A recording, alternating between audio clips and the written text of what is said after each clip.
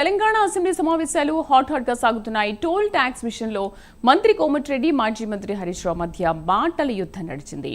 రోడ్లకు టోల్ విధించే ఆలోచన లేదని, దీనిపై హరీష్ రావు చర్చకు రావాలని కోమటిరెడ్డి సవాల్ విసిరారు. మంత్రి సవాల్ను హరీష్ రావు స్వీకరించారు. మా కరెస్పాండెంట్ అజీం పూర్తి సమాచారం అందిస్తారు. అజీం, తెలంగాణ అసెంబ్లీ సమావేశాలు చాలా వాడివేడిగా జరుగుతున్నాయని చెప్పుకోవచ్చు. ఏదైతే బడ్జెట్కి సంబంధించి ఈరోజు ఏదైతే చర్చ జరిగింది, ఈ చర్చలో మొదటగా ఏదైతే మాజీ మంత్రి హరీష్ రావు తన ప్రసంగాన్ని ప్రారంభించారో, అయితే ప్రసంగం ప్రారంభించిన వెంటనే ఏదైతే సెటైరికల్గానే స్టార్ట్ చేశారని కూడా మనం చెప్పుకోవచ్చు. ఏదైతే బట్టి గారు ప్రవేశపెట్టినటువంటి 72 పేజీల పుస్తకాన్ని పూర్తిగా చదివి వచ్చాము. అలాగే ఏదైతే ఇచ్చినటువంటి పెన్ డ్రైవ్లో 500 పేజీలు ఉన్నాయి. సో 500 పేజీలు కూడా పూర్తిగా స్టడీ చేసి వచ్చాము.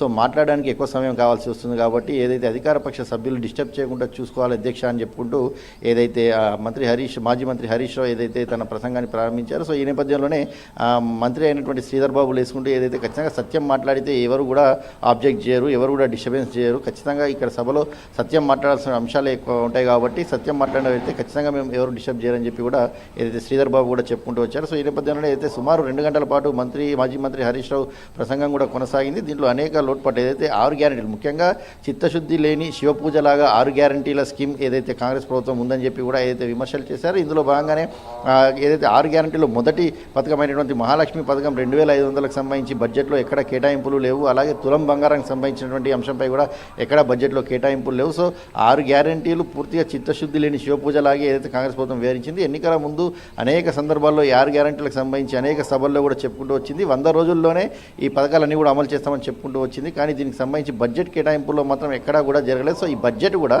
పూర్తిగా అంకెల గారడే తప్ప పేద ప్రజలకు కానీ ఉపయోగపడే బడ్జెట్ కాదు. ఇది ప్రజలు బడ్జెట్ పెడుతున్నప్పుడు, బడ్జెట్ని చదువుతున్నప్పుడు ఎలాంటి ఆలోచన చేస్తారు అనే విషయాన్ని నేను ఆలోచించినా సరే బడ్జెట్ ప్రవేశపెట్టాల్సినటువంటి అని చెప్పి కూడా గత బడ్జెట్లో ఏమైతే అంశాలు పెట్టారో ఈ బడ్జెట్కు సంబంధించి 2 బడ్జెట్ల విషయాలను కూడా ఏదైతే హరీష్ రావు మాట్లాడుతూ ఏదైతే ప్రస్తావించారో, దీంట్లో అనేక సందర్భాలలో కూడా ఏదైతే ఇరు వర్గాలు ఏదైతే అధికార పార్టీ, ప్రతిపక్ష పార్టీకి సంబంధించిన నేతల మధ్యలో కూడా ఏదైతే వాడివేడి చర్చ జరిగిందని చెప్పుకోవచ్చు. దీంట్లో మధ్యలో బుద్ధి మాధ్యం అని చెప్పి ఏదైతే ఒక పదాన్ని హరీష్ రావు ఉపయోగించారు. దీనిపై స్పీకర్ కూడా అభ్యంతరం వ్యక్తం చేశారు. స్పీకర్తో పాటు బట్టి విక్రమార్క కూడా కలగజేసుకుని ఇలాంటి పదాలు వాడకూడదు, ఏదైతే మాజీ మంత్రి జగదీశ్వర్ రెడ్డికి ఎలా అయితే వివరించారో సభలో హరీష్ రావు కూడా అలాగే వివరిస్తున్నారని చెప్పి కూడా ఏదైతే బట్టి విక్రమార్క చెప్పారు. అలాగే శ్రీధర్ బాబు, కోమటిరెడ్డి వెంకటరెడ్డి కూడా ఫైర్ అయ్యారు. ఈ టోల్ ట్యాక్స్ సంబంధించిన అంశంపై కూడా ఏదైతే రాష్ట్ర ప్రభుత్వం విధిస్తుందని చెప్పి మాజీ మంత్రి హరీష్ రావు చేసిన వ్యాఖ్యలపై కూడా ఏదైతే మంత్రి కోమటిరెడ్డి వెంకటరెడ్డి స్పందించారు. ఎక్కడ కూడా టోల్ ట్యాక్స్ విధించలేదు, దీనిపై చర్చకు రావాల్సి ఉంటుంది, ఖచ్చితంగా మేము పూర్తి స్థాయిలో సవాల్ ఇస్తామని చెప్పారు. ఈ సవాల్కు